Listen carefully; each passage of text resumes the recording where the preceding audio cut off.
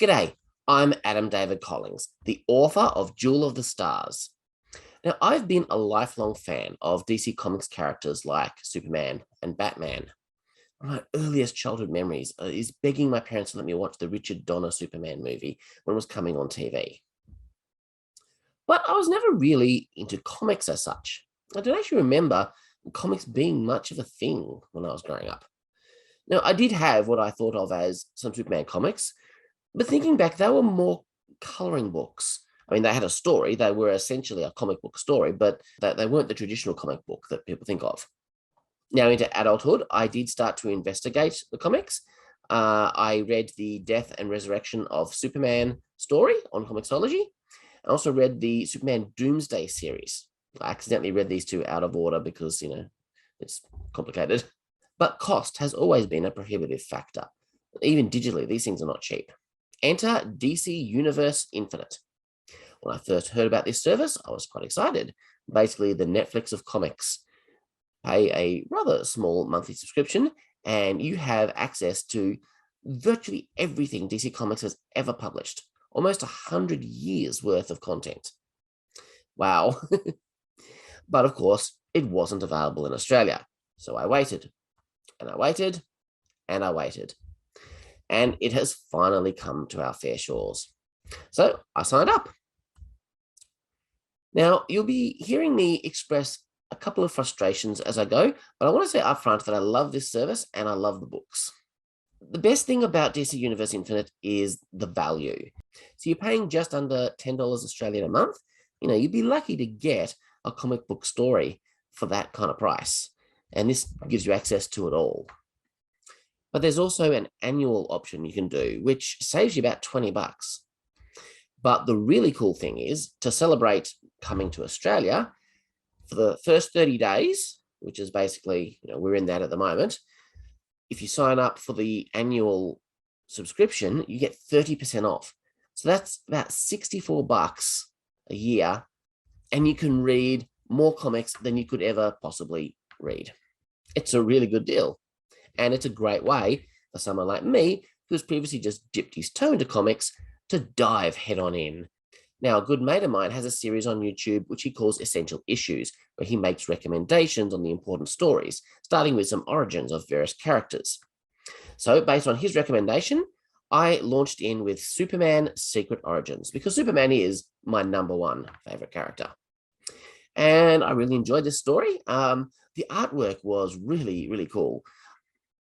I'm not going to comics primarily for artwork. I'm going primarily for story, but I do appreciate the good artwork in it. It really enhances it. Superman was drawn kind of like Christopher Reeve, which is kind of a nice callback to my childhood, even though Henry Cavill is now my favorite Superman. And it was a good story. It was a nice origin, kind of ties things all together. So I really enjoyed Superman Secret Origins. And I wanted to continue to follow this version of Superman, written by Jeff Johns, and this particular continuity. Well, you'd think that'd be easy, wouldn't you? No, man, it is so complicated. What I'm finding is that DC Comics is like this impenetrable fortress that's hard to break into. And if you do manage to, it's actively hostile to newcomers. I'm not saying that the community is hostile or unwelcoming. I'm not even saying that the creators are hostile, but just this behemoth that it's become. It's just this thing that's just so hard to navigate and understand. So I found my way to Superman Last Son through some recommendations. I think this was actually published before Superman Secret Origins, but it's kind of still part of the same continuity because they basically just decided to go back and redo the origin story. So I'm reading along and I'm really enjoying it. This is becoming quite an epic story. And I go from one issue to the next, read book 3. And then I think it was book 4. I go next and it's gone. It's this totally unrelated story in the next issue. And then the next issue, and then the next issue. And I'm like, what's happened to Superman Last Son? Did they just give up on this story? And I spent ages scouring the internet for information to try and figure it out. Then I found 5 or so issues later, Well, here's the next part. Read that? Great. And now what? I had to do more research and I just gave up. I could not find it. Finally, Goodreads, of all places, gave me the answer.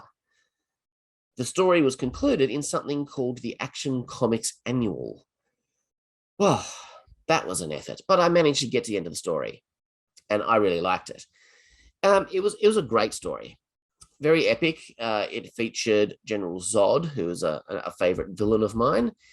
It had some really cool character stuff. An entire issue was just Jonathan and Martha Kent just trying to deal with the fact that they were in this situation where the world was essentially coming to an end. Kryptonians were going to rule the world. Clark was missing. What happened to him? And it's just them just dealing emotionally with this. And through that, Jonathan telling this story of when Clark took him into space. It was a really, really nice character-focused book. Yeah, there was also some really nice exploration of the whole idea of Clark and Lois and their relationship with parenthood and whether they could or couldn't have children. And yeah, very nice story. I really enjoyed that. What I really wanted to do with this whole thing was pick an era of DC Comics, because I know there's all these different eras. And I wanted to just start at the beginning and read through as if they were being published and I was reading them, follow the story through issue after issue after issue, and see the gradual character development that they were doing with these characters. But that just was proving to be so difficult. I mean, you want to follow Superman's story. You'd think there'd be a book called Superman, right? No, there's a book called Superman. There's The Adventures of Superman. There's Superman, Man of Steel. There's Action Comics. What's with that? There's all these separate Superman books with different names. And like they're all telling different stories that are unrelated. I was like, why? And then to make it even more confusing, or that's plenty confusing enough for me, they will occasionally actually have a story that starts in Action Comics, and then the next issue is in Superman, Man of Steel, and they jump around. But even with that confusion, it's still like, what is going on here? I mean, if I was, developing a comic book world, I'd have a book for Superman. I'd have a book for Batman. I'd have a book for Wonder Woman. And there'd be, sometimes some crossover elements between these books where they'd refer to each other. And, you might have your Justice League kind of stories where they all join forces and it'd all be part of the same world, but you'd have a book per character, essentially like how the Marvel Cinematic Universe is structured. It's quite simple. But DC have made it so much more complicated than it needs to be. And it just does my head in as a newbie coming into this thing. I'm just like, what is going on? I am so lost. I don't know how to read these things. And there's information on the internet, don't get me wrong, but it contradicts each other and it's confusing, and you get your answers and the answers are almost as confusing as the questions. Now, another mate did actually give me a good resource. It's a page that gives you basically the chronological reading order for an individual character. So I've seen the Superman page and it says, read this issue, then this one, and then this one. But even that's confusing because there's a whole bunch of Superman stories that it leaves out. Like it says with Action Comics, I think it was, go to issue like 21 and then jump down to issue 50. And I think, well, maybe because it's doing chronological order, not publishing order. So maybe they're later on, but no, it is just skipping heaps and heaps of issues. And I've confirmed these issues do exist and they are Superman stories. So I'm still trying to understand what's going on there. But yeah, DC Comics is not newbie friendly at all. But I'm persevering because I'm loving the stories and I'm loving the service of having access to all of this. It is really cool. And I've just been reading every night. I'm just consuming these comics so quickly. So yeah, I am really enjoying myself. I want to make that clear. And I do recommend trying to break in. It's not easy to break in, but it's worth it, totally. So the next one I read was Batman Year One. And this was really cool. This was a really kind of gritty, grounded story. It's really shattering the illusion that a lot of people kind of still have that comic books are for kids. This is a very serious story, and it's certainly not for kids. So this book has got a split narrative between Bruce Wayne and Jim Gordon. Now, I really liked what they did with Jim Gordon in this book. They delve into his character.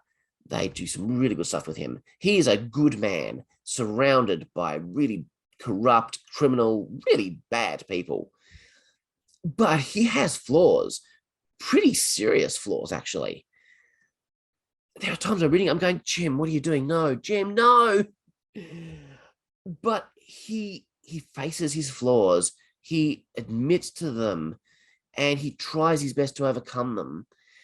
And that is just some beautiful character development. I really enjoyed what they did with Jim Gordon in this book. But on the Batman side, I felt like there wasn't enough. Like, we just really weren't delving into his character as much as I wanted to. He almost felt like a side character in his own book. Now, I'm fine with Jim Gordon being the protagonist, which he clearly is. And I'm glad they delved into him as much as they did. That's perfect. Don't take away from that.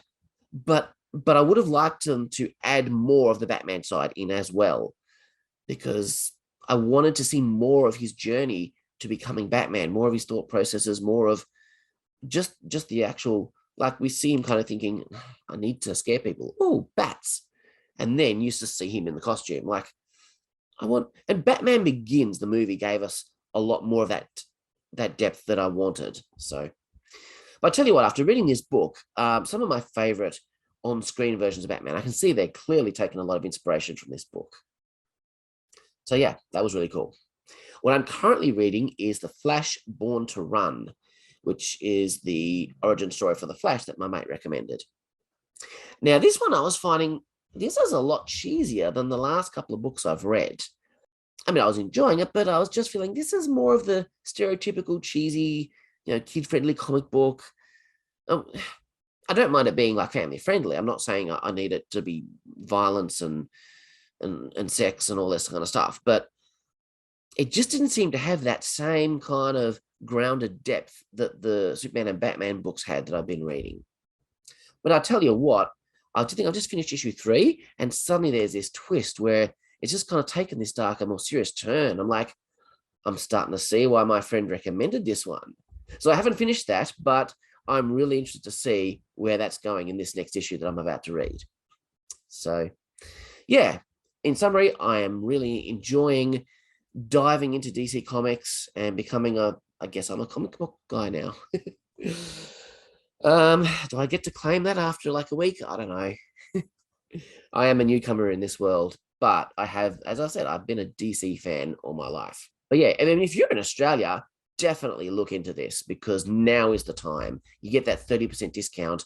It is a significant saving, and it's just a great deal. So you don't want to miss out on that before it runs out.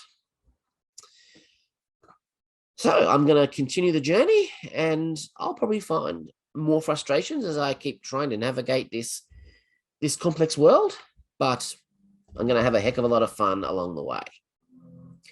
That's my comic journey so far. Live long and prosper. Make it so.